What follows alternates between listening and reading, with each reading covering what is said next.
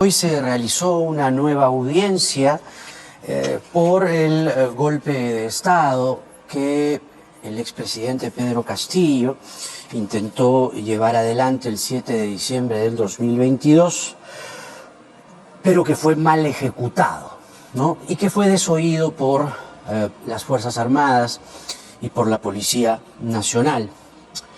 En esa audiencia, en la audiencia de hoy, con la conducción o bajo la conducción del juez Juan Carlos Checkley, el expresidente Castillo, distorsionando la realidad, dijo que se encontraba secuestrado desde hace 7 meses.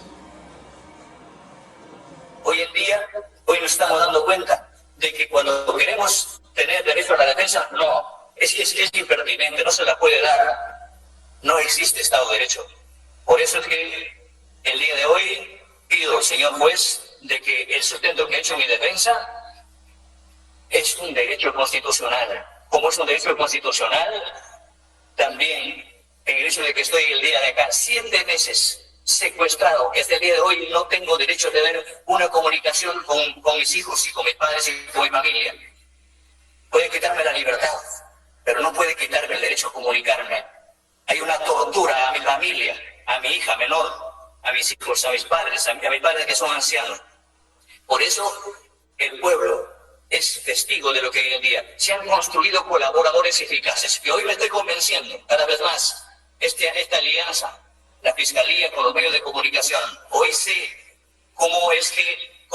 cuántos les han colaborado entonces para que salgan a la luz y al final no van a encontrar ninguna prueba, porque yo no vine a robar, ni a estafar, ni a violar a nadie. Señor Castillo, le voy a precisar, usted no está secuestrado.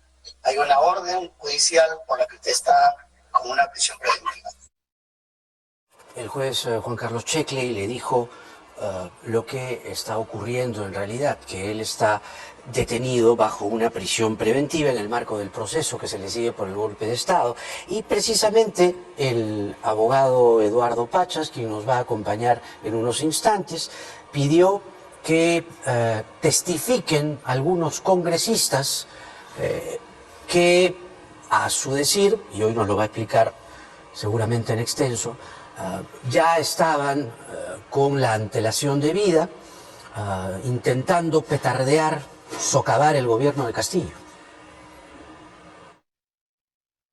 ¿Por qué es importante la declaración de la señora Patricia Chirinos?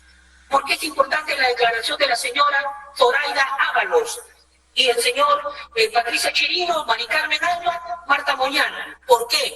Porque ellas eran congresistas de la República. La señora Mari Carmen del Alba Prieto era presidenta del Congreso y señala con lujo de detalles en un audio cómo es que los militares están coordinando con ella, que ya tienen todo el golpe listo y hablan de que Castillo Terrones es un terrorista, es un rojo, 1000 cosas que no son ciertas y que por eso lo van a vacar y que ya hay un plan coordinado. ¿Por qué es importante la declaración de Patricia Chirinos? Porque vuelve a usar la misma palabra que utilizó la señora Mari Carmen Alba, presidenta del Congreso. Plan coordinado para vacarlo y que no llega al 2022. ¿Y por qué es importante la declaración de Marta Moyano, tercera persona? Vuelve a decir, hay un plan estratégico, no llega al 2022. Y cada vez que nos acercamos más, el plan no se dice, no llega al 2023. El plan no se dice, el plan es estratégico, pero vamos a ganar sí o sí. 3 congresistas de la República en actividad. ¿Por qué la Fiscalía no quiere ver eso? Eso precisamente nos lo explica con sus propias palabras el abogado Eduardo Pachas. Adelante. ¿Por qué cree usted que es necesaria la testificación de estos o estas congresistas? Pero la fiscal más bien rebatió ese argumento. ¿Por qué sería importante en el caso del golpe del presidente Castillo que estas congresistas hablen? Bueno, en primer lugar, Jaime, queremos dejar en claro que la teoría del caso que maneja la defensa técnica del presidente Castillo es que al presidente Castillo el Congreso le hizo el golpe de Estado y que hay un plan del Congreso que tiene 3 objetivos. Primero, sacarlo al presidente Castillo. Segundo, sacarla a la señora Zoraida Ábalos. Tercero, sacar a los miembros de la Junta Nacional de Justicia, tomar el OMPE, los gobiernos electorales, y proceder a un fraude electoral para que este se realice. Entonces, de estos 3 objetivos, ya se han cumplido 2. Falta el tercero, y que apunta a los miembros de la Junta Nacional de Justicia. Esto hay un audio de la señora Patricia Chirinos, relevado en los medios, y que se ha juntado como prueba, y que estos 3 objetivos, 2 ya se han cumplido. Por tanto, es importante la declaración de la señora Zoraida Ábalos en el expediente de conspiración, donde ella misma señala que hay un asesor de la fiscal de la Nación, Patricia Benavides, que ha ido a buscar a los congresistas voto por voto para que la saquen a ella y que se cumpla este plan del Congreso. ¿Pero qué tendría que ver eso, que ella misma lo ha dicho en este programa, Zoraida Ábalos, refiriéndose a su caso, no al caso de Castillo? Lo que sucede es que tanto la señora Patricia Chirinos, la señora Marta Moyano y la señora presidenta del Congreso, María Carmen Alba Prieto, las 3 hablan de un plan para vacarlo al presidente Castillo, ocupar el poder y alistarse en las próximas elecciones, que son 3 objetivos. Pero ese plan no se consumó. Sí se ha consumado. Primero sacaron al presidente Castillo Terrones. ¿Cómo lo sacaron? Según lo que la misma Patricia Chirinos ha dicho en el video que le ha juntado a tu productora, minuto 130 a 7:30 al minuto 8:15, si ustedes desean lo pueden poner, tu productora lo tiene. También hablan de la fiscal Zoraida Ábalos, y el tercer punto es de la Junta Nacional de Justicia, para que ellos obtengan y saquen a los miembros de del Jurado Nacional de Elecciones. Hay un problema ahí. Está omitiendo el 7 de diciembre del 2022. No lo he emitido. Claro, porque usted habla de que el Congreso sacó al presidente Castillo cuando fue el presidente Castillo el que leyó un mensaje a la nación disolviendo el Congreso, disolviendo el Poder Judicial, el Ministerio Público, la Junta Nacional de Justicia, la Contraloría y demás. Y en los alegatos del juez supremo, César San Martín, se habla claramente lo siguiente, permítame leérselo a usted y al público. Me dio de parte del encausado Pedro Castillo, según los recaudos que se tienen, una patente vulneración del orden constitucional y contra los poderes del Estado, y además la ejecución de actos tendentes a llevar a cabo la formación de un denominado gobierno de emergencia excepcional. Y sigo. San Martín emitió órdenes específicas dirigidas a la policía para cerrar el Congreso, detener a la fiscal de la Nación. Estos últimos mandatos finalmente no se efectivizaron ante el ulterior no acatamiento de la máxima autoridad de la policía y tras la oposición del Comando Conjunto. ¿Dónde está el Congreso aquí? Justamente esa es parte de lo que la Fiscalía solamente quiere mostrar en esta causa penal. No, es el juez San Martín. Está bien. No puede acusar a usted al juez San Martín de DBA, de derechoso, ni de nada por el estilo. No, yo no estoy diciendo eso. Yo lo que estoy diciendo que dentro de un proceso penal, las partes procesales podemos presentar pruebas en atención a nuestra teoría del caso. Por ejemplo, ahí falta analizar hechos concretos que se han ido descubriendo en el tiempo. Yo le doy un hecho concreto más, que dice San Martín. El encausado Pedro Castillo no le quedó más remedio que huir con dirección a la Embajada de los Estados Unidos mexicanos en búsqueda de asilo político. Te vuelves a equivocar. No, yo no, San Martín. Está bien, pero esa no es toda la investigación. Justamente hay una investigación abierta para recabar la información y los datos que se dan. ¿Castillo no quiso huir? No. Castillo nunca quiso ir. ¿Iba Castillo entonces? Iba con su familia a dejarlos a la embajada y iba a regresar. Ah, a la eso, embajada. Sí, efectivamente. No. Él iba a dejarlos y iba a regresar. ¿A dónde regresaba? A Palacio. Pero si salió con sus cosas. No, ahí también te vuelves a equivocar, porque dentro de las cosas no está las cosas del presidente Castillo. Pero vamos a analizar lo que tú dices. Él iba a regresar. En efecto. Y así lo ha señalado. Pero le voy a decir más, Jaime, siga. mira, el tema acá es que usted menciona el día 7 de diciembre, pero no menciona lo que pasó el 6 de diciembre del 2022. El Congreso le archivó el caso Reniec y el caso Apurímac a la señora Dina Boluarte, y el 7 la hace presidenta de la República. No la hace. Por sucesión constitucional, una vez vacado el presidente Castillo por dar un golpe y por declarar un gobierno de emergencia nacional al margen de la Constitución, por sucesión constitucional debía asumir la presidencia la señora Boluarte. Te vuelves a equivocar. No de un... Eso dice la Constitución. Correcto, pero no son los hechos concretos, porque a lo largo del tiempo, y para eso se abre una investigación, para que las partes pongan pruebas. ¿Qué ha aparecido? El video de la señora Linda Sánchez Camada, y ha aparecido la señora Linda Sánchez Camada, secretaria del general Bobbio, ministro de Defensa, que mencionó que el golpe lo dio el Congreso en combinación con el Ejército, y había una edecán Palacios que iba del Ministerio de Defensa hacia el Congreso y hablaba con el general Williams. Pero también apareció ¿Qué que tiene que ver la edecán? ¿Qué decía la edecán? la decán era la que le daba toda la información de lo que estaban haciendo los militares con respecto al general Williams. Pero también aparece otro dato Pero sí es fundamental. importante que usted aclare eso. ¿Qué decía la edecán? Iba y había una conversación entre los militares con ¿Qué el militares? Congreso. Los militares Comando conjunto.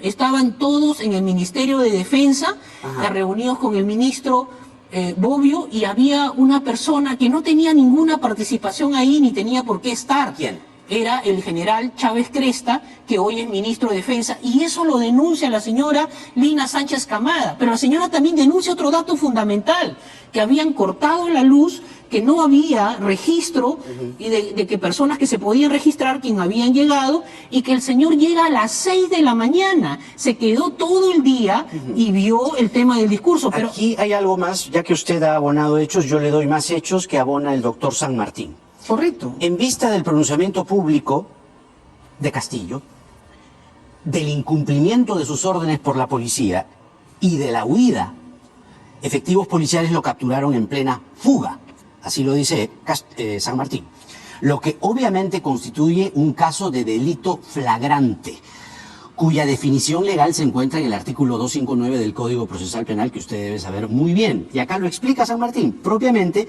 flagrancia presunta del delito de rebelión, tentativa o conspiración, pues huyó. Fue identificado por su pronunciamiento público e inmediatamente fue aprehendido en camino al local de la Embajada de los Estados Unidos mexicanos. Todo ello está expresamente mencionado y justificado en los autos emitidos por este Tribunal Supremo al confirmar las resoluciones de detención judicial preliminar y prisión preventiva. Correcto, pero ese es el inicio de la investigación y ahí no acaba la investigación. hechos. No, te vuelves a equivocar, porque son hechos pero déjame, tú me preguntas, déjame darte una respuesta y Estos explicarte. son los hechos tal cual, que no los digo yo de mi cabeza, los leo del alegato de San Martín. Al inicio de la investigación, pero la investigación ha avanzado y han aparecido ¿Ha cambiado testigos. algo de esto? Por supuesto. Así. Claro, y por eso estoy aquí, para explicarte. ¿Cuánto Primero, cambia lo que yo he leído para que usted diga eso? A ver. mucho, Mucho. hechos objetivos Dígame, a y ver. concretos. La Número destitución de la señora fiscal Zoraida Ábalos. ¿Cómo el Eso fue Congreso? después. No, se equivoca. Ese es parte del plan del Congreso Me de equivoco, ha tomar. sido después, ha sido la semana pasada. Correcto, pero eso es Estamos parte del hablando plan del 7 de vacador. diciembre y Luego, después de esto. los miembros... No, pero vamos por partes. Y te voy a explicar cómo es que el Congreso tenía un plan. Pero eso fue el día 7 de diciembre. ¿Qué pasó antes del 7 de diciembre? Específicamente, la señora Mari Carmen Alba, presidenta del Congreso, había sido captada en un hotel con 11 congresistas planeando una conspiración y fue grabada y fue denunciada por un diario, Hildebrand en sus Sí, ¿qué dijo exactamente la señora Alba para que usted diga que ella habría perpetrado un golpe contra Castillo? Dos cosas fundamentales y objetivas. Un audio que está colgado en la web y que nosotros lo hemos presentado. ¿Qué dijo? Objetivamente dice, Castillo no llega al 2023. Tenemos al ejército, el ejército lo va a sacar porque según ella y lo que dice, Castillo es terrorista, es un rojo, es un ¿Pero se izquierdista. da cuenta lo que y está no- diciendo? Eso es lo que ella dice. Una afirmación. Ella puede decir la samba canuta. Señor, Pero tiene que acreditarlo. escúcheme. ¿Cómo lo acredita usted? Pero ahí está justamente el audio. Ya, el audio, ya. El audio. Es un dicho.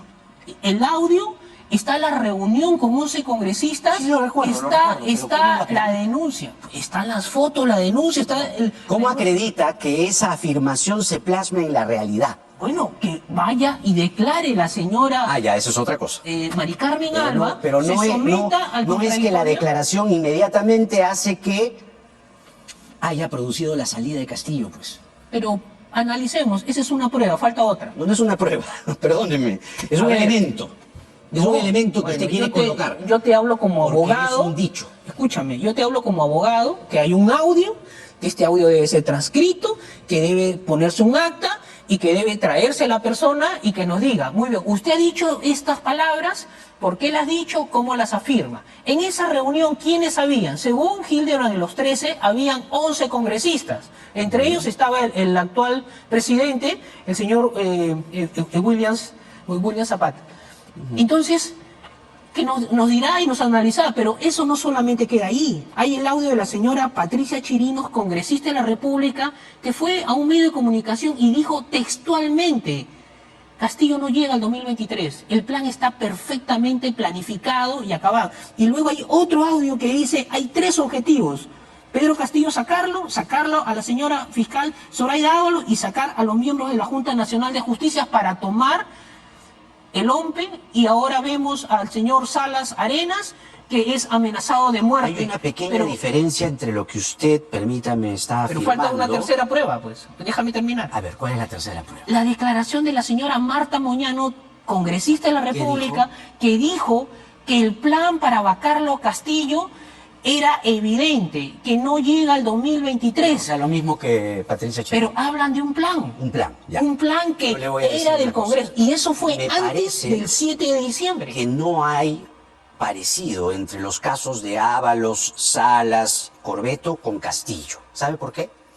Porque ni Ábalos, ni Salas, ni Corbeto, hasta lo que se sepa, atentaron y vulneraron contra la Constitución como lo hizo Castillo. Te vuelves a equivocar. No, señor, porque el señor Pero déjame Castillo explicarte. quiso instaurar un gobierno de emergencia. Tampoco. Lo dijo en su discurso. ¿Usted no escuchó el discurso? Señor, ¿Quiere que se lo lea el discurso? Lo tengo acá.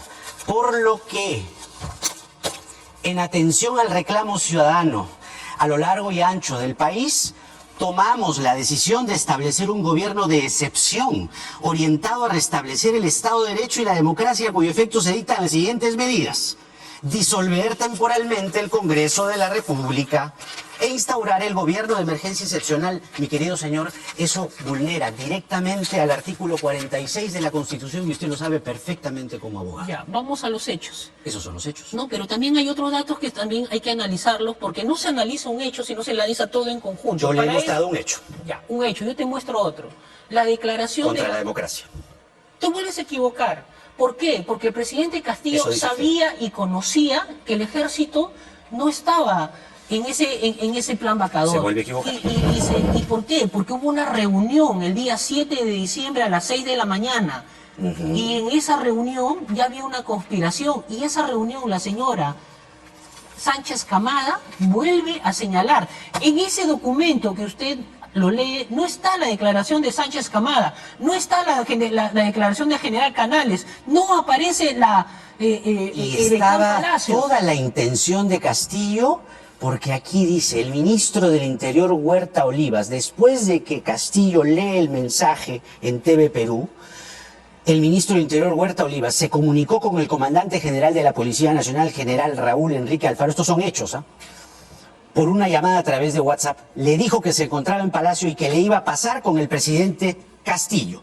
El encausado Castillo le indicó: general, cierre el Congreso, no permita el ingreso de ninguna persona y saque a los que están adentro e intervengan a la fiscal de la Nación. ¿Qué es eso? No, ese es un hecho, ¿Qué es eso? pero ese es Dígame, un... no, solo dígame qué es eso. Ese es ¿Cómo un lo califica hecho usted que como tiene hombre que de ser, derecho? señor Jaime, esa no ¿Me es puede toda la decir qué investigación. Esa es una investigación y es un punto. ¿Cómo se llama eso? Es una... ¿Sabe? Yo le digo, le ayudo, golpe. No te vuelves a equivocar, porque el golpe de Estado según la ley... Esto se llama golpe. A ver, vamos a lo que yo te hablo como abogado y qué dice la ley y qué dice el delito de conspiración y qué ha dicho la fiscal de la Nación, Patricia Liz Benavides, cuando se ha denunciado lo que ha dicho la señora Patricia Chirinos, la señora Moyano. Sí, eso y ya la lo señora, dijo, sí. ya, ¿sabe lo que ha dicho?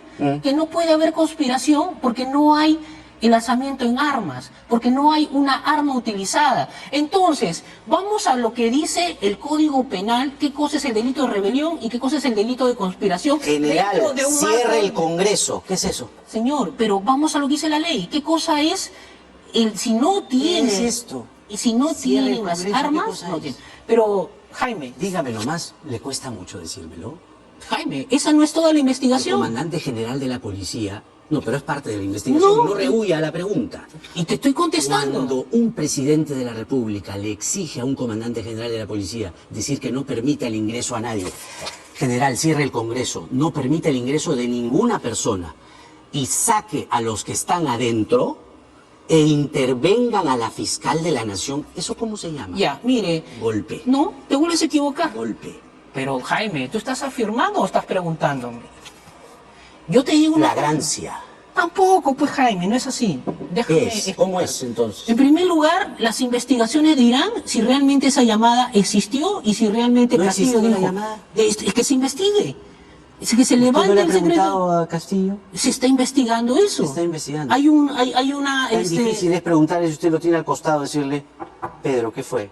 ¿Lo llamó o no llamó al general? Bueno, en primer lugar, las investigaciones deben darse, pero hasta ese momento, con ese documento, el presidente Castillo jamás ha aceptado esa llamada. Adicionalmente, en la aludida No, no, no, comunicación pero- entre el presidente Castillo y el comandante general de la policía, el primero, Castillo, le indicó que tenía que dar seguridad a la casa de sus padres, así como a las viviendas de la primera ministra Chávez Chino y de Torres Vázquez. Con ellos evidenció que estos últimos eran artífices del plan ilícito Ya. que se puso en marcha. Ya, pero ¿puedo contestarte?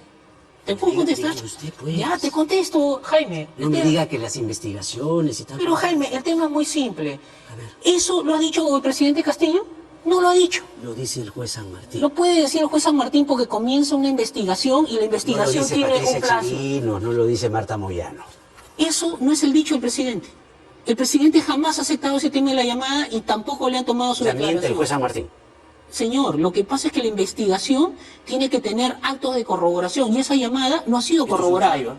Por si acaso, una resolución. Y que no queda ahí. Y es una medida cautelar que puede ser variable en atención a las nuevas pruebas. O sea, se usted está presenten en el diciendo que proceso. el juez San Martín falta a la verdad. No, no he dicho eso. Entonces, si Lo no que he falta la dicho verdad, dice la verdad, pues. No, no, es que tampoco me embosque, Jaime, y No, no, déjame no es una explicarte. emboscada. El Sea tema claro, por favor, es lo que le pido. El tema concreto es que el presidente Castillo no ha aceptado esa llamada y él no ha dicho que esa versión o esas palabras fueron de él. Vamos a partir por ahí. Que un tercero haya dicho eso, esa es otra versión. Que haya nuevas pruebas que estamos pidiendo que se adjunten. ¿Cuáles? Y que se la declaración de Patricia Chirino, la declaración de Marta Moyano, la declaración de la señora la señora expresidenta, la declaración Mari Carmen Alba, la declaración de la señora Zoraida Sí, sí, Ábalos eso lo dijo. y también la declaración del congresista Américo Gonza. ¿Por qué? Porque ellos han tenido, específicamente Américo Gonza, tuvo una entrevista el día 7 de diciembre a las 8 de la mañana con emisarios de la señora Dina Boluarte diciendo que ella ya era la presidenta. Y también hay oficios que se le deben mandar al Congreso de la República para determinar si el caso RENIEC y el caso Purima fue archivado el día 6 de diciembre y el día 7 el Congreso la hace presidenta a la Usted ha señora dicho Dina que Boluarte. sí fue ello el 6. En efecto, yo sí digo que Y sí. usted está conectando eso con un plan. No O sea solamente, que porque la señora Patricia le Chirino lo ha hicieron la dicho. camita. Y Castillo entonces se prestó al juego y él mismo se suicidó políticamente el No, 7. tampoco he dicho eso. Entonces, Lo que estoy diciendo es que hay un plan que tiene 3 etapas. Vacar a Pedro Castillo, vacar a la señora fiscal Zoraida Ábalos y sacar a los miembros de la Junta Nacional de yo Justicia. le Que hay un recomiendo audio. que pida también la declaración de Alejandro Salas, que él también participó en el gabinete de Betsy Chávez, del gobierno del presidente Castillo, quien asegura que sí hubo golpe. Bueno, también te digo que Alejandro Salas, que dijo que el 6 de diciembre había un discurso que se había aprobado tanto por los 3 abogados que estábamos ahí, por los ministros, y uno de ellos fue Salas, que estaba en la mesa, y que era un discurso conciliador, que se siga trabajando y que el presidente tenía que aprobarlo con los ministros. Se aprobó ese discurso, se dio una agenda de 60 minutos, 40 iba a hablar el presidente, 15 iba a hablar el doctor Benji, 5 iba a hablar el doctor Palomino, y el discurso se mandó al Congreso y fue aprobado por el ministro Salas y por los ministros que estaban ahí y más 3 abogados. Por eso le digo, el presidente jamás quiso ni tuvo la voluntad de hacer un golpe ni coordinar un golpe de Estado. Entonces, vea usted que el día 7 de diciembre, a las 6 de la mañana, comenzó a aparecer todo este escenario planificado por el Congreso y donde ya estaba señalado. A ver, pero y que lo llevaron. entiendo la necesidad, como abogado defensor, de que testifiquen esos congresistas. Eso ya ha quedado claro, creo que lo ha dicho ya hasta en 3 ocasiones. Lo que no me queda claro, y creo que el público mantiene esa misma duda, porque es un relato un poco confuso, es cómo ese plan se gesta desde la oposición y cómo aparece el 7 Castillo disolviendo el Congreso, disolviendo todo lo que quiso disolver, haciendo las llamadas que San Martín dice que hizo, pidiendo que detengan a la fiscal de la Nación, pidiendo que nadie entre al Congreso, pidiendo que cierren el Congreso al comandante general de la policía. Y digo más, al advertir el desenlace de los acontecimientos, el investigado Castillo Terrones insistió en sus gestiones ante el gobierno de los Estados Unidos mexicanos para que se le otorgue asilo político a él y a su núcleo familiar. Fue el propio presidente de los Estados Unidos mexicanos, Andrés Manuel López Obrador, quien habría aceptado ese pedido y ordenado al embajador de México en nuestro país concederle las facilidades para su acceso al local de la embajada y los trámites respectivos. Eso también se debe aclarar. Claro, y estamos acá para hacerlo. Pero te digo, con respecto a la llamada, el presidente Castillo no ha ratificado ni ha dicho eso. Esa conclusión, el señor San Martín, cuando lo señala, no toma el dicho o que el presidente Castillo ha dicho y que la llamada existe. No, él lo hace suyo, él sostiene esto en su ponencia. Pero ¿cómo él es el ponente de los hechos. Llega a esa conclusión si no tiene el dicho del presidente Castillo? Si no tiene la llamada telefónica, si no tiene como abogado defensor no le ha preguntado?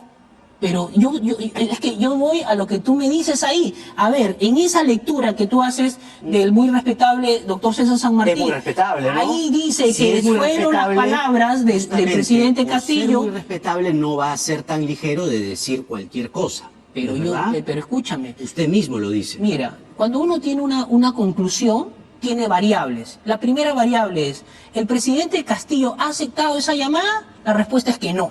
¿El presidente Castillo qué ha dicho sobre esa llamada? Tampoco aparece ahí. Otra pregunta. ¿Cómo tienen para corroborar el tema de esa llamada? Otra pregunta. ¿A la fiscal de la Nación se le detuvo? Otra pregunta. Siendo el juez San Martín una persona honorable y respetable como usted lo ha dicho esta noche, y lo admito. ¿Cómo va a mentir? Señor, pero lo que... ¿Cómo va a mentir? No he dicho que mienta. Yo lo que digo ¿Cómo va a decir ligerezas? Señor, tampoco es el tema. ¿Cómo va a mencionar una llamada que no existió? Pero déjame darte la respuesta a tu pregunta. Usted está negando la llamada. San Martín menciona la llamada. ¿Cómo usted va a decir que un juez tan honorable como San Martín va a colocar una llamada que según usted no existió? Ya, te hablo como abogado. Ya, en primer lugar, esa es una medida cautelar que es variable en el tiempo, en atención a las nuevas pruebas. Pero no es la última palabra, ni es la sentencia final, y tampoco es la verdad absoluta e invariable. Acá es una primera versión, una imputación que a lo largo del proceso penal, a través de las pruebas que presenten las partes, o se corrobora o se descarta. Y yo estoy acá para descartarlo. Primer punto, el presidente Castillo no ha afirmado eso. Segundo punto, el presidente Castillo no hizo la llamada porque esa no tiene una versión del tema de la llamada. Entonces, eso lo vamos a probar dentro del proceso y para eso necesitamos estas pruebas correspondientes. Ahora, otro tema fundamental, ¿la fiscal de la Nación fue detenida? ¿Hubo alguna arma? Porque el tipo penal, y yo te hablo como abogado, y te presento la resolución de la fiscal de la Nación, para que haya conspiración y rebelión tiene que haber armas. ¿Dónde están las armas? ¿Dónde está alguien que haya o tomado alguna institución con soldados armados. Quiso hacerlo, pues. Nadie le hizo caso. Tampoco te vuelves a equivocar. Lo dice San Martín, me he leído todo esto. Está bien, Y pero esa es una medida cautelar que se inicia. excepcionalmente No es en la una última sesión palabra del en una Congreso, se toma excepcionalmente medidas como la de destituirlo. Y cuando lo destituyen, le comunican eso a la policía y por eso es detenido en flagrancia, porque, según San Martín, repito, intentaba huir para asilarse en la Embajada de México. Ya, te puedo... Eso es lo que...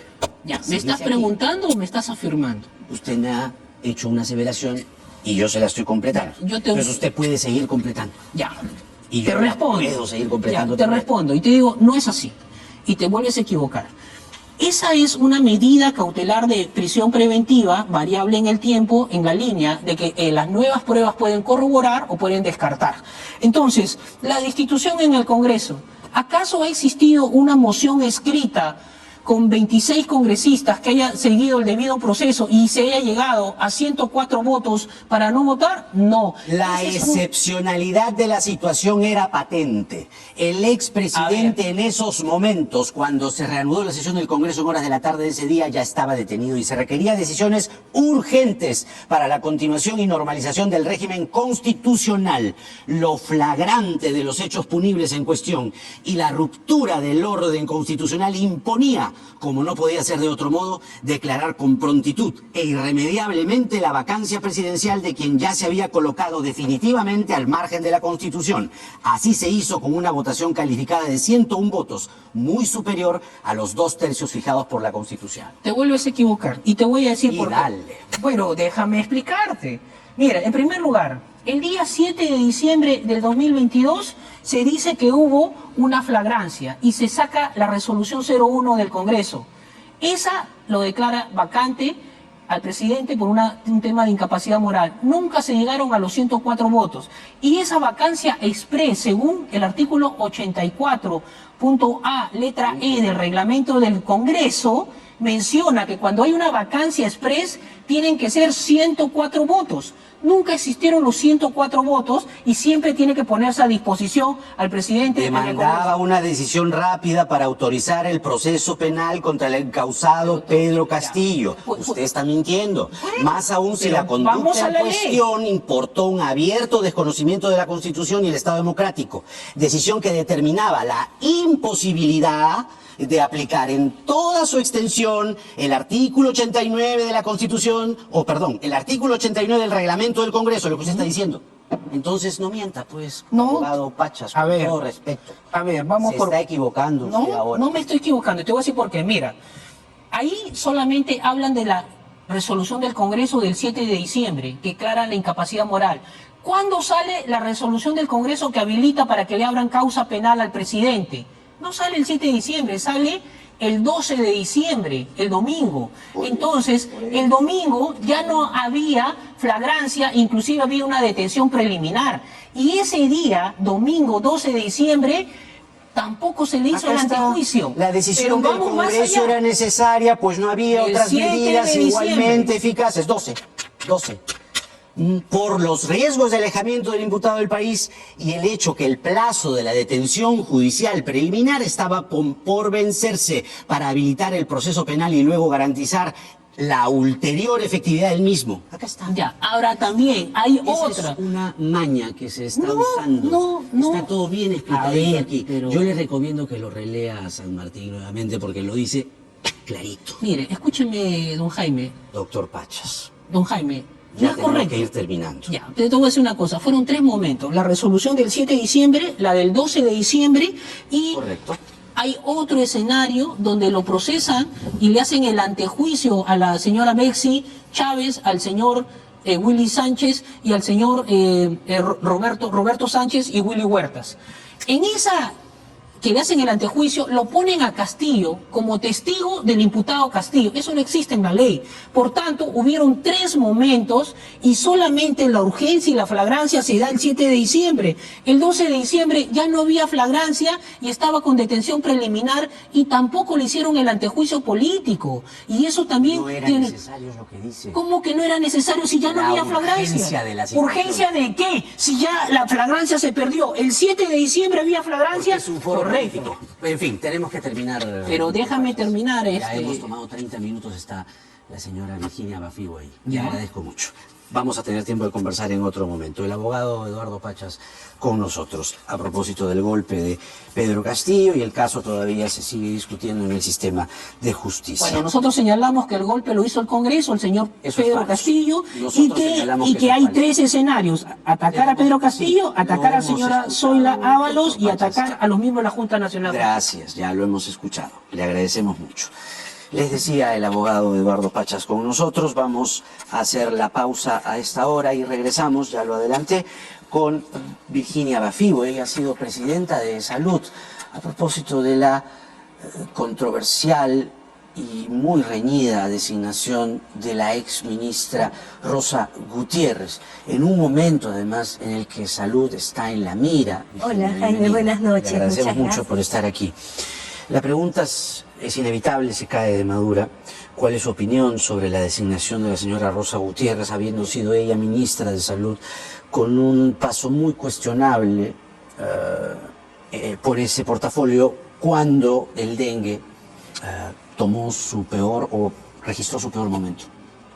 Sí, yo también me he hecho esa misma pregunta como ciudadana, ¿no? Como persona que no está ahora al servicio del Estado.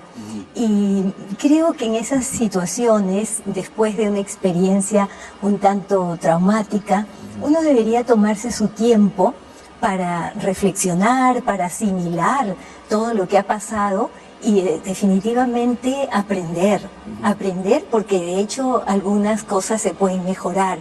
Y cuando pasa un tiempo tan cortito entre una experiencia y otra, el riesgo de repetir ciertas situaciones es alto. Entonces el pronóstico tampoco no luce tan bueno como si uno tuviera ese proceso de aprendizaje, ¿no? Claro, claro. El aprendizaje pasa además por aceptar los hierros, y el hierro político fue enorme porque por medio hubo vidas humanas que se perdieron. Entonces, ¿por qué un gobierno como el de la presidenta Boluarte podría designar a una persona así en una institución tan importante como Salud, a su juicio? Bueno, estos puestos son de confianza y uno tendría que entender que si hay una designación es porque la persona merece la confianza de quien se lo otorga.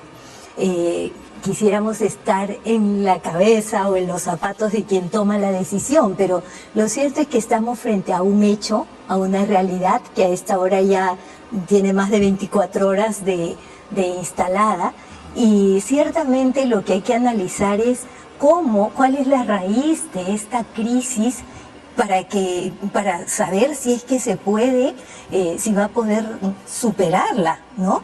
Y yo he estado tratando de entender los comunicados que han emitido tanto el Sindicato de Médicos de Salud como el Sindicato de Enfermeras, y encuentro 2 situaciones que a ellos les preocupan, ¿no?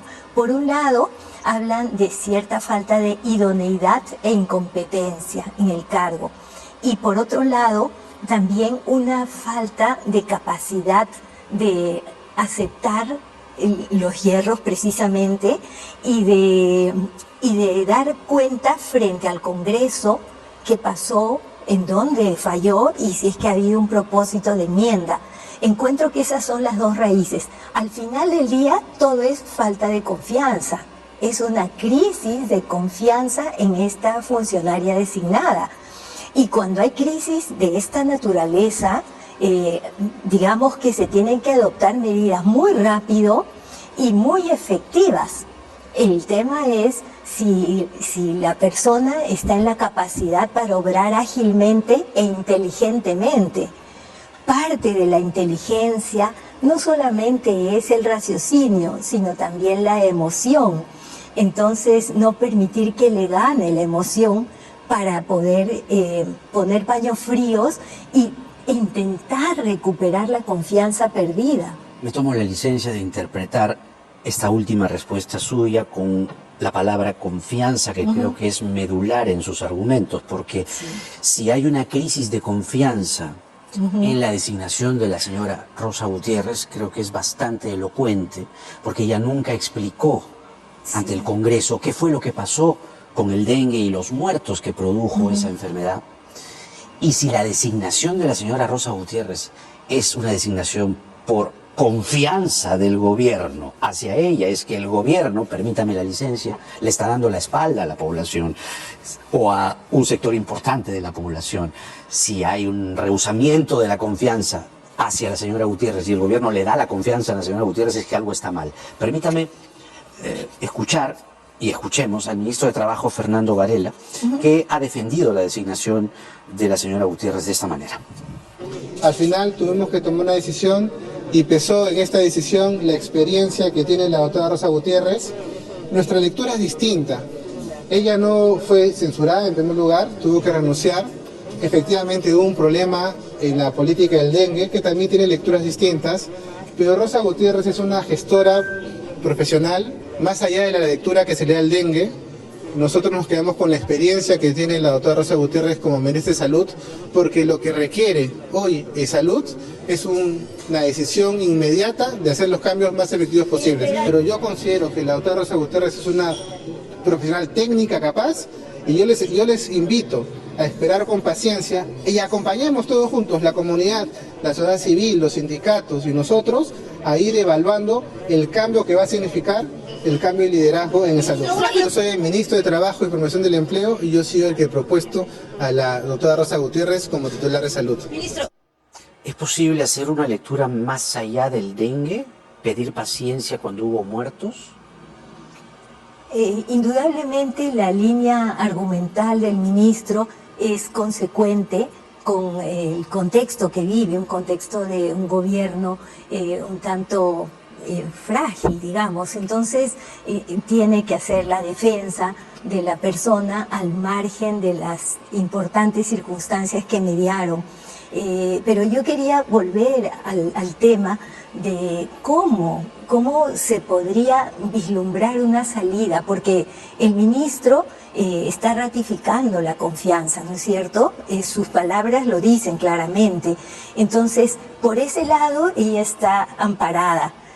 Sin embargo, no las tiene todas consigo, porque los sindicatos ejercen presiones intensas y ella va a tener que negociar en el buen sentido, más que negociar, dialogar, escuchar, adoptar una actitud humilde, porque tiene que reconocer que ella está recién llegando a una institución antiquísima, de más de 80 años de vida, 86, 87 años, donde las personas conocen muy bien. Entonces, la persona que llega tiene que adaptarse originalmente si es que luego desea introducir algunos cambios, ¿no? Si usted tuviese la oportunidad, aunque creo que hay un problema de legitimidad muy fuerte en Rosa Gutiérrez, sin embargo, y sin perjuicio de ello, si usted tuviese la oportunidad en un minuto de darle un consejo a ella, ¿qué le diría? Bueno, trabaja fuerte y habla poco, y quizá asociado a esto, escucha mucho, escucha y concéntrate, ponle foco a tu trabajo, que es de servicio a los asegurados.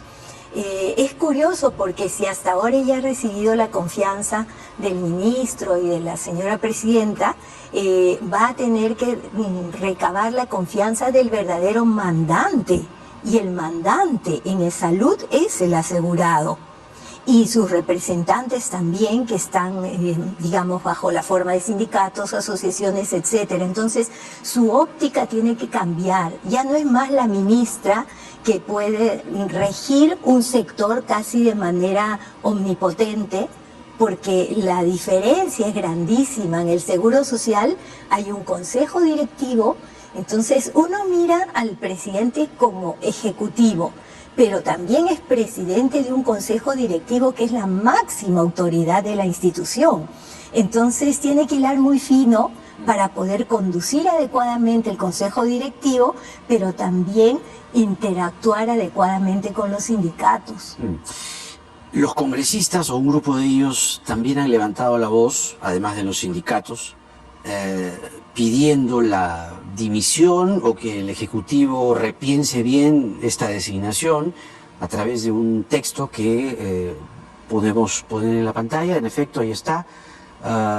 Se dirigen directamente a ella, ¿no?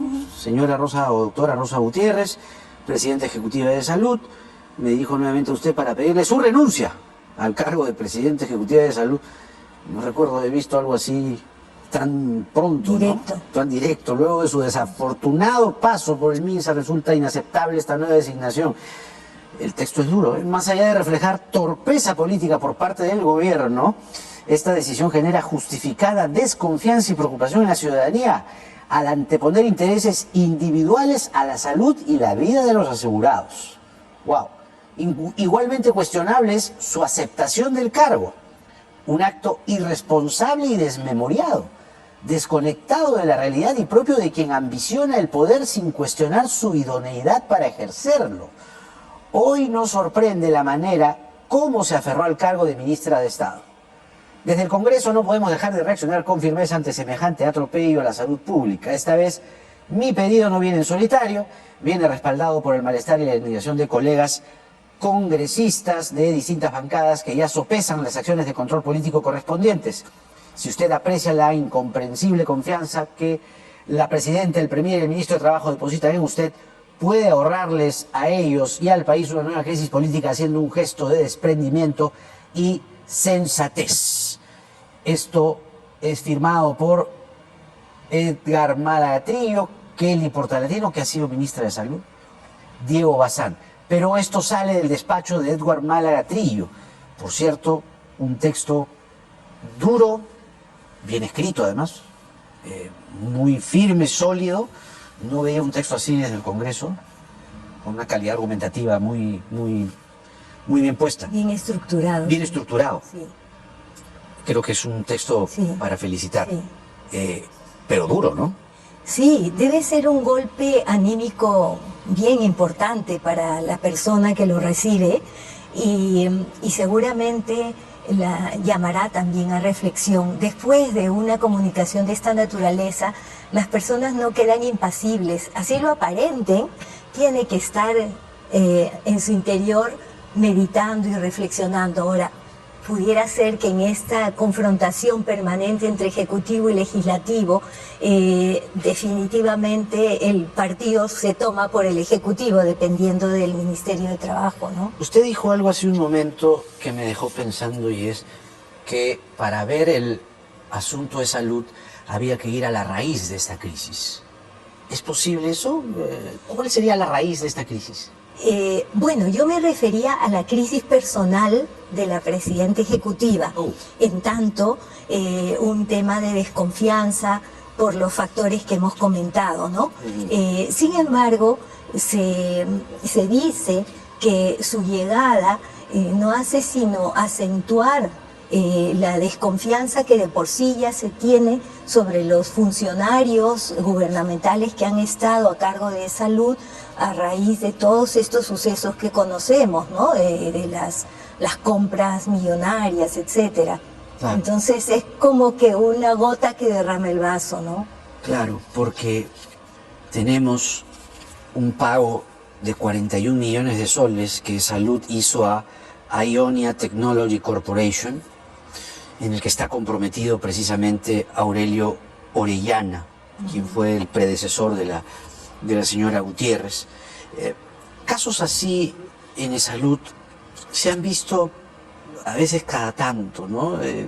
Como que por espacios de tiempo ocurren cosas así, y sabemos que la corrupción es un cáncer en el Perú, pero el mecanismo en Salud, usted que conoce, digamos, la estructura por dentro, ¿cómo hace o cómo predispone a la corrupción, porque hay otro tema que aquí alertó Leonie Roca, presidenta de AFIN, y es el sistema de compra de medicinas. También, no es solo lo de Aionia, sino denunció que, por ejemplo, se van a tener que votar cientos de medicinas porque, pese a que hay un sistema de compras ya moderno, se opta por un sistema anticuado que trae prebendas, ¿no?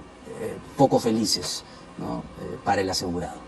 Sí, bueno, aquí hay dos situaciones. Una situación absolutamente inusual, porque estamos hablando de una compra millonaria en una circunstancia también sui generis, ¿no? Como fue la pandemia y lo que eso significó en materia de emergencia sanitaria y compras con pocos controles, con muchas facilidades, en fin.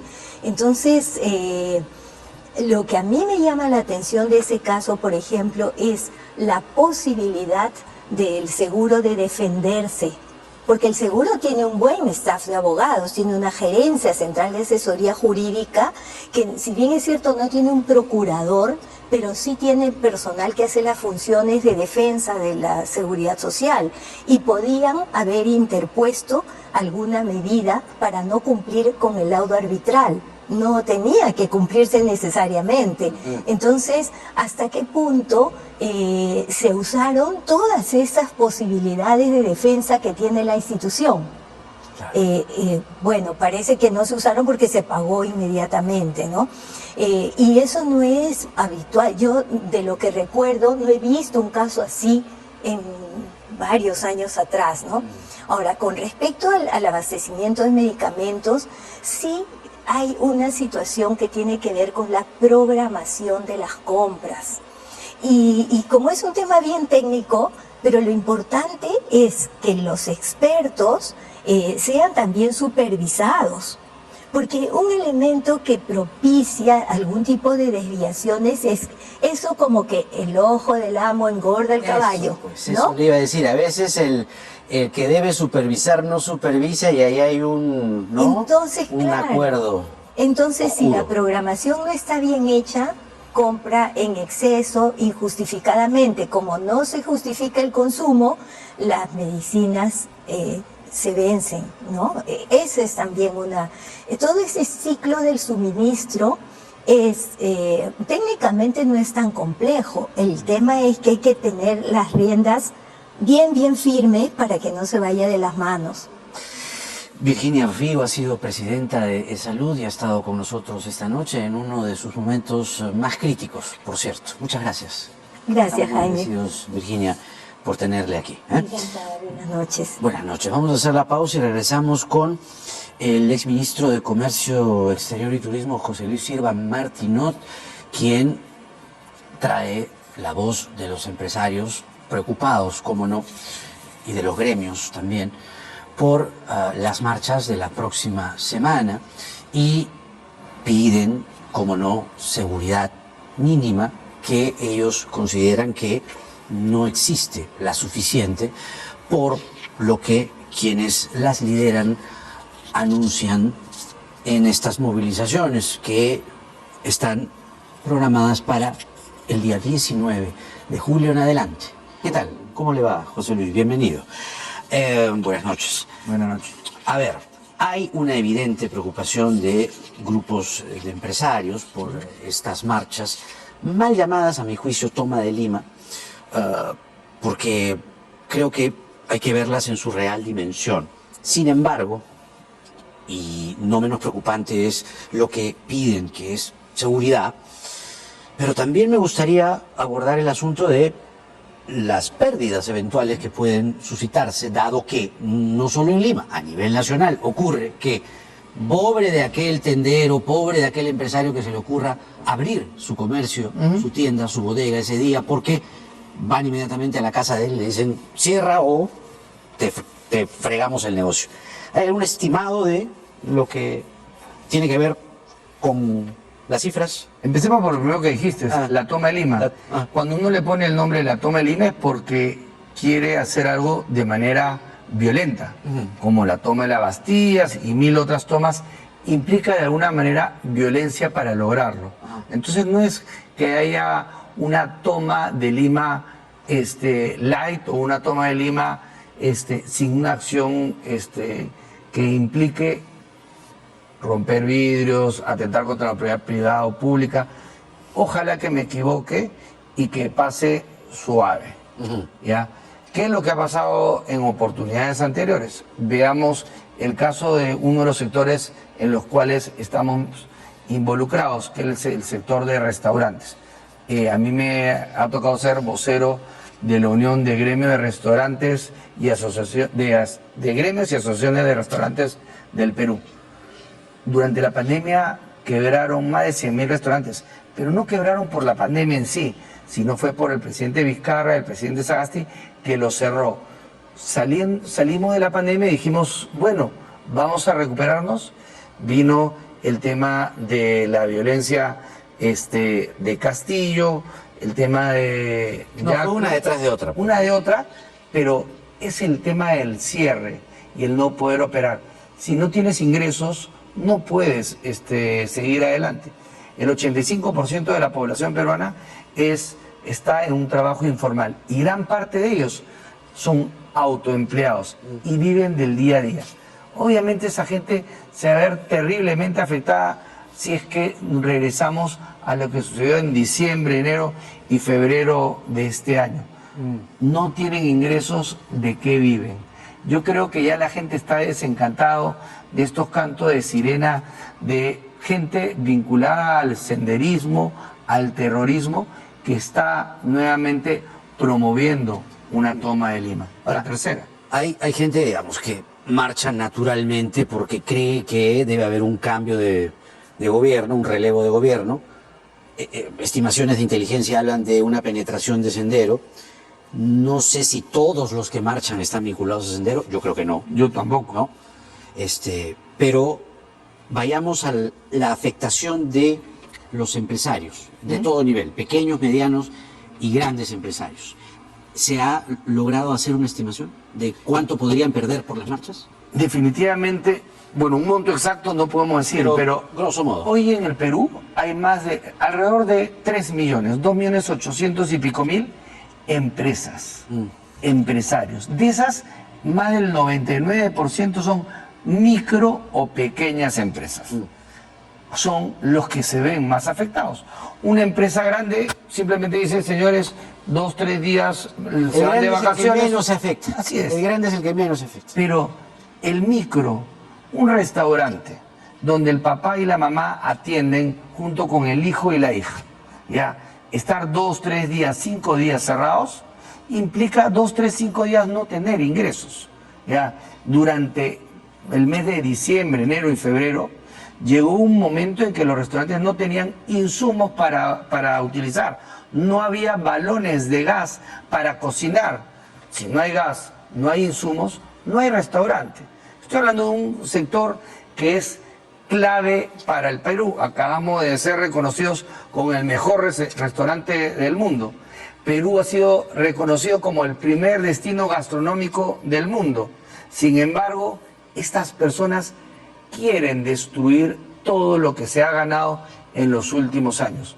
No podemos dejar de reconocer que el Perú ha cambiado en los últimos 20, 30 años para mejor. Los peruanos hoy día tenemos una mejor calidad de vida, una mejor esperanza de que nuestros hijos puedan superarnos, estudiar o crecer profesionalmente. Detengámonos ahí porque creo que sí es importante este ejercicio, ¿no? Más allá de las demandas que puedan tener o no las movilizaciones de la próxima semana, es si el gobierno de la presidenta Boluarte tiene claro esto que usted acaba de decir. Si el gobierno de la presidenta Boluarte, a juicio suyo y de los empresarios, tiene claro el gobierno de la presidenta Boluarte lo avanzado en todo este tiempo y si lo sabe defender. Y eso se llama liderazgo. Son dos puntos importantes. Si lo sabe, yo creo que todos lo sabemos.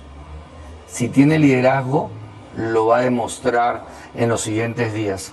Porque yo espero que tanto la presidenta como el presidente del Consejo de Ministros, a quien conozco y sé que es una persona capaz, van a respaldar a nuestras Fuerzas Armadas, a nuestras fuerzas policiales, para que se haga cumplir la ley. En el Perú, ya, a las personas que entran a un aeropuerto, queman infraestructura, ponen piedras para que si atraviesa un avión se maten las 300 personas que están dentro del avión, se le llama gente que protesta, gente que está en desacuerdo. En cualquier parte del mundo se le diría terroristas. Y hay que llamar a las cosas por su nombre. Naciones Unidas habla. Naciones Unidas que califica... Si se toman aeropuertos, eso es un ejercicio de terrorismo. Totalmente. Si se entra a una fábrica a quemarla, eso es un acto de terrorismo. Si se quiere bloquear el gas que ayuda a que todo el país tenga energía eléctrica, porque más del 50% de la energía del Perú se hace por termoeléctricas, eso es otra forma de terrorismo. Entonces, concuerdo contigo, no todos los que salen a marchar son terroristas, pero los que dirigen, los que de alguna manera escogen estratégicamente tomar varios aeropuertos a la vez, son gente coordinada y son terroristas.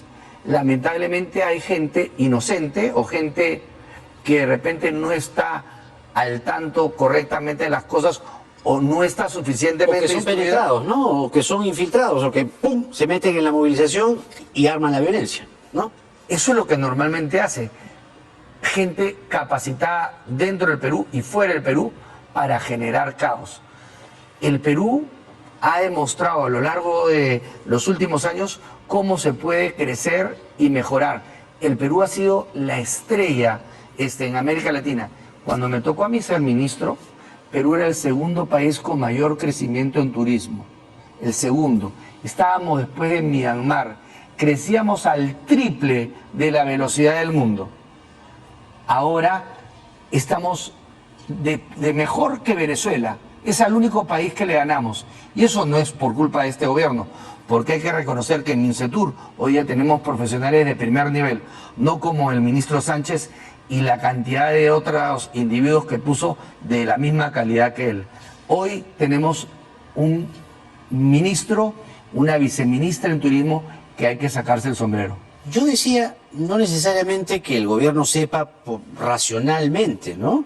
O cognitivamente, sino in pectore, es decir, que sepa y que en ese conocer lo que ha sido el proceso del país en las últimas décadas, sepa defenderlo. Porque tengo la impresión que con las últimas designaciones en salud, lo que hizo la ministra de Cultura con la Resistencia, es decir, este tambaleo del gobierno en los últimos días, pareciera como la continuación de Castillo por momentos.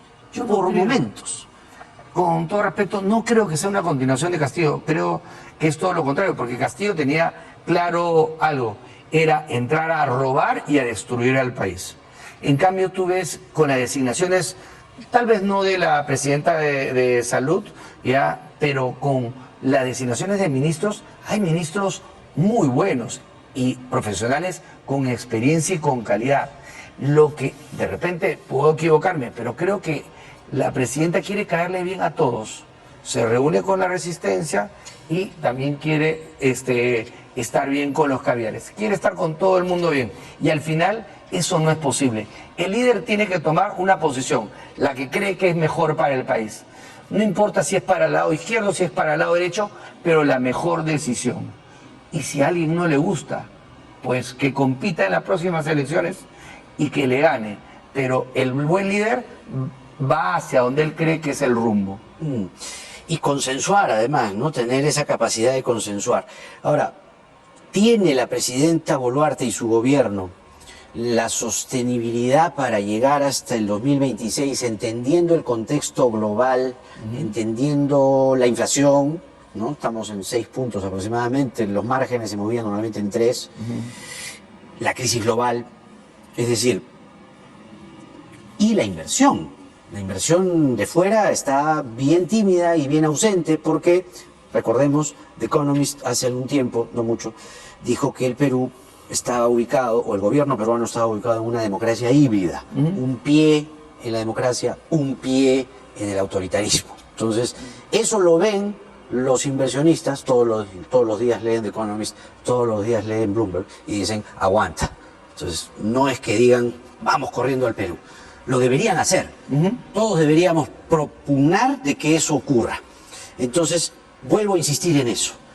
¿Tiene el gobierno de la presidenta Boluarte, a su juicio, las patas y la sostenibilidad para llegar al 26?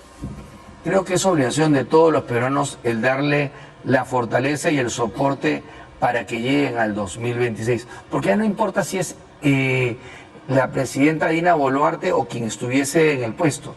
Ya depende de nosotros el poder asegurarnos que el Perú salga adelante. La cosa es que ellos tengan la sostenibilidad o ellos tengan la capacidad política. Esa es mi pregunta. Es una pregunta que es difícil de responder. Todos queremos que lo tengan, por lo menos aquí. No puedo hablar de la presidenta Dina Boluarte, aquí no tengo el gusto, pero al presidente del Consejo de Ministros, Otárola, tiene toda la capacidad, la habilidad, tú decías, la capacidad de diálogo o de consensuar con otros, lo tiene. El tema es que al final este es un gobierno presidencialista y es la presidenta Dina Boluarte la que tiene que tomar la decisión. Ella es la comandante general de todas las Fuerzas Armadas, o sea, ella está por encima de todos. Ella es la que está por encima de todos los ministros. Al final es la que ella debe dar las líneas matrices hacia dónde queremos ir. Y eso, yo creo que para todos los peruanos es una necesidad y tenemos que apoyar. Hay que apoyar a salir de este hueco para que en el 2026 sepamos elegir bien, que no votemos por el más simpático, el que se parece más a mí. No, hay que votar por la persona más capaz.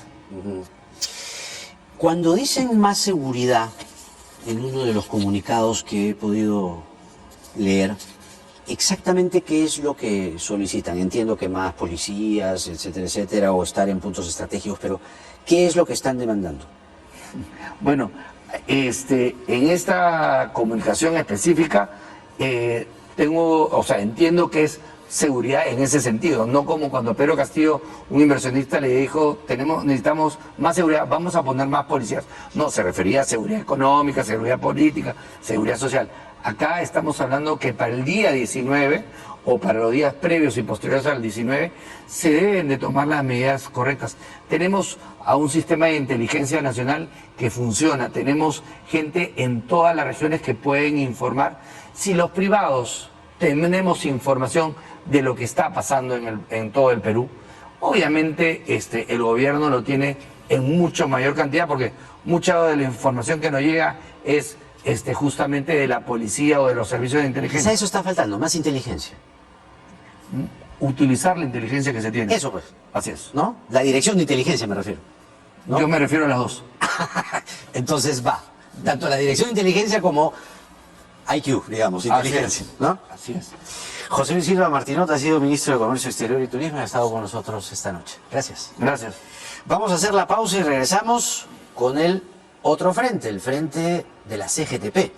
Su presidente Luis Villanueva nos hablan precisamente de las marchas de la próxima semana, qué es lo que están buscando con estas movilizaciones en contra de la presidenta Dina Boluarte y su gobierno. ¿Cómo le va, Luis? Bienvenido. Buenas noches, Jaime. Le agradecemos Muchas gracias por por la estar aquí. invitación. A ver, ¿cuántas regiones en el Perú, entiendo que el sur es el más motivado, pero cuántas regiones están sumando a las movilizaciones desde el 19? Bueno, yo te voy a responder desde el punto de vista laboral porque yo soy dirigente de los trabajadores. Los trabajadores organizados en la CGTP y sus bases vamos a participar en todas las regiones del país, ¿no? Entonces, y yo quisiera aclarar porque todos estos días escucho muy atemorizados no solamente a los empresarios, sino hasta las propias autoridades, me parece que están exagerando, ¿no? Y hablando de un paro y que el Perú va a paralizar totalmente. ¿Qué va a pasar Lo que entonces? estamos haciendo es convocando a una movilización. Ajá. Nadie se está convocando a un paro, especialmente las bases de la CGTP y Construcción Civil, a la cual yo represento, ¿no? ¿Usted toma distancia, se desmarca del término toma de Lima? Bueno, creo que todos los que están convocando a esta Jornada Nacional de Lucha del 19 de julio han aclarado. Quizás en un principio hubo algunos errores desde las voces del sur, sobre todo de Puno, que son la gente más indignada. Hablaba de la tercera toma de Lima, pero en verdad lo que se está haciendo es una jornada de lucha que se va a expresar con una movilización nacional, ¿no? ¿Y qué persigue esa movilización? En diciembre era la renuncia de la presidenta, o su dimisión, o su caída, digamos, el cierre del Congreso, la restitución de Castillo y una nueva constitución. ¿Cuánto ha cambiado de diciembre a hoy? No ha cambiado mucho, se ha discutido una plataforma de lucha, por ejemplo, hay algunos sectores que siempre estaban pidiendo que uno de los puntos de la demanda sean no solamente la liberación de Castillo, sino la restitución de su cargo. ¿Está de acuerdo con eso? No, por supuesto, hubo un gran debate de los organizadores y lo que se aprobó es una plataforma que tiene que ver, porque hay problemas políticos en el Perú y eso no solamente... O sea, ya está fuera de la plataforma la liberación... Lo que se está pidiendo, mire, es la renuncia de la presidenta, por supuesto, porque es una de las opciones para el recorte del mandato presidencial, porque las otras que legalmente están establecidas, lamentablemente el Congreso y el propio Ejecutivo, jugando en pared, se han encargado de anular. Entonces lo que queda es la renuncia de la señora presidenta, la convocatoria de elecciones, donde no solamente haya una elección de la presidenta, un congreso y también los parlamentarios andinos. Junto a ello lo que se está pidiendo es que se investigue, se juzgue y se sancione tanto a los autores materiales e intelectuales de los 70 muertos que ha habido en las protestas, ¿no? Porque han sido muertes de peruanos. Nosotros entendemos que hay violencia, no apoyamos la violencia, sobre todo actos que lindan con la legalidad, como tanto sabemos, pero se tiene que hacer una investigación, se tiene que individualizar a los responsables y que le caiga todo el peso de la ley. Pero no se puede estar matando a los peruanos, ¿no? Eso es indignante. No, la muerte es condenable desde cualquier punto de vista y la muerte de inocentes con mayor razón.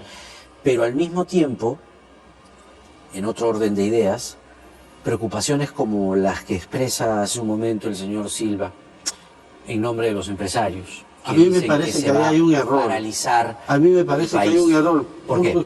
Porque mire, estamos llamando a una movilización y sobre todo en Lima la movilización empieza la concentración a las 4 de la tarde, después que la gente cumple con su jornada laboral, y a las 5:30 estaremos desplazándonos por las principales calles de Lima el 19. Ellos deben preocuparse del Congreso. El Congreso sí paraliza al país. Mira, acaba de aprobar 4 feriados más. Tantos feriados tenemos en el Perú. Pero además también debe preocuparse del Ejecutivo. Todos los meses nos están acostumbrando a feriados largos los fines de semana, supuestamente para hacer turismo interno. ¿Qué turismo interno vamos a hacer los peruanos si tenemos salarios paupérrimos, las remuneraciones muy bajas que a las justas alcanza para satisfacer los alimentos, no tenemos ni para la salud de los hijos, ni para el vestido? ¿Qué turismo interno podemos hacer? De eso más bien tenemos que preocuparnos porque eso perjudica más a la economía del país. Al mismo tiempo hay un golpe enorme que ha recibido el turismo con la pandemia y post-pandemia, que ha sido de los sectores más golpeados en los últimos años, ¿no? Entonces quizá un aliciente podría ser esto de los fines de semana largos, pero en fin, si es que la presidenta no renuncia y si el Congreso no se va, ¿todo termina el 19? Porque hay voces que dicen que esto empieza el 19. ¿Usted suscribe eso? Bueno, nosotros estamos convocando la jornada para el 19 de julio. ¿Y queda o sigue? Mire, yo creo, desde mi punto de vista de dirigente sindical, que esto debe seguir, por una sencilla razón. La permanencia de la Presidenta de la República y de este gobierno no nos conviene a los peruanos. Primero, porque es un gobierno, aunque algunos dicen que no, pero es un gobierno, es el mismo gobierno de Castillo. Es la vicepresidenta que ha asumido constitucionalmente la presidencia ante ese fallido golpe de Estado de Castillo. Bueno, en efecto era su entonces vicepresidenta, ¿no? es constitucional, pero ella se deslegitima asesinando a los peruanos. Pero este gobierno es más de lo mismo, mire, a nivel internacional los inversionistas tienen dudas sobre este gobierno por la inestabilidad política, ¿no? Este es un gobierno incapaz. ¿Cómo ha tratado al dengue, ¿no? ¿Cómo ha tratado el tema del ciclón Yaku? O sea, es un gobierno que a vista y paciencia de todo lo mismo es un gobierno ineficiente. Yo provengo del sector de la construcción, miren, ni en los peores momentos de la pandemia, el sector de la construcción después de la paralización nos hemos recuperado, porque ahí empresarios y trabajadores estamos apostando por reactivar el sector, pero en estos últimos 4 meses el sector de la construcción ha caído sostenidamente. Y eso, por supuesto, tiene que ver con el gobierno central, el gobierno regional y los gobiernos locales. ¿Cuántos dirigentes, obreros, trabajadores están confirmando su llegada a Lima? No, una de las directivas que hemos dado desde el punto de vista de los trabajadores es que cada uno se movilice en su localidad, en su jurisdicción. No van a venir. No hay convocatoria de trabajadores a la ciudad de Lima. Los trabajadores se van a movilizar cada uno en su respectiva jurisdicción. Esa es la directiva que hemos dado y estamos señalando que es cierto que hay que hacer uso del derecho a la protesta, pero hay que hacerlo respetando a la propiedad pública, a la propiedad privada y a la integridad física de los manifestantes y los no manifestantes. Ahora hay que tener cuidado porque en este tipo de movilizaciones hay infiltraciones, tanto que puede ser de la ultraizquierda como puede ser también agente de la policía, como a veces se ha detectado. Tenemos excelente Policía Nacional. No solamente hace esfuerzos para combatir a la delincuencia con los pocos recursos que tiene el número bajo de policías, sino que además son muy eficientes en el control de las manifestaciones. Yo doy fe de ello porque Construcción Civil es uno de los gremios que sus manifestaciones son muy grandes, mucha convocatoria, pero siempre lo hacemos, sobre todo en los últimos 20 años, muy ordenadas, y sin ningún tipo de desmando. Es una policía que está bien calificada, ¿no? Eso puede dar fe. Porque algunos que yo calificaría como vándalos, ¿no? Han, sobre todo en Puno, quemaban fiscalías, quemaban juzgados, se han tomado aeropuertos. Evidentemente, no tengo duda que usted toma distancia de esos hechos, por lo que lo estoy escuchando. Pero ¿qué acciones están previendo para que no vuelva a suceder?